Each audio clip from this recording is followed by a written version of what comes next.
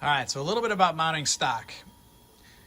Went back to a 17th, or Tool 17, which is an 1/8 inch long cutting flat end mill here that is currently at the home position of the mill, and I have an empty vise.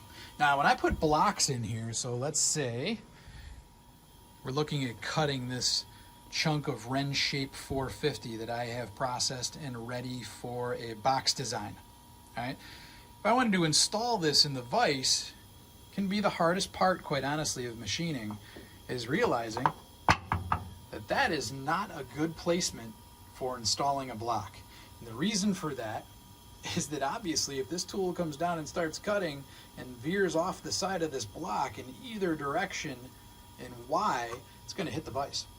All right? So one of the things you got to learn is how to properly mount material in the vise. And one of the things I love using, if you have a set of machinist parallels, they come in really handy. I actually have some old manual hold down strap clamps. You can see they've got some scars on them from machining.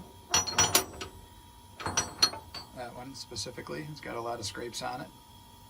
Looks like from an 1/8 inch flat end mill. But what these come in handy for is in a standard machinist vise, I get almost exactly a 1/4 inch of grab in the vise by using these sideways. I keep them to the outside edge, install the block just above those, and then tighten down your block. Now I know, because the measurements I've taken in the past, that I get about a 1/4 inch grab on the block. That block is 1 inch thick. I stay about 0.7 for depth of cut on the outside.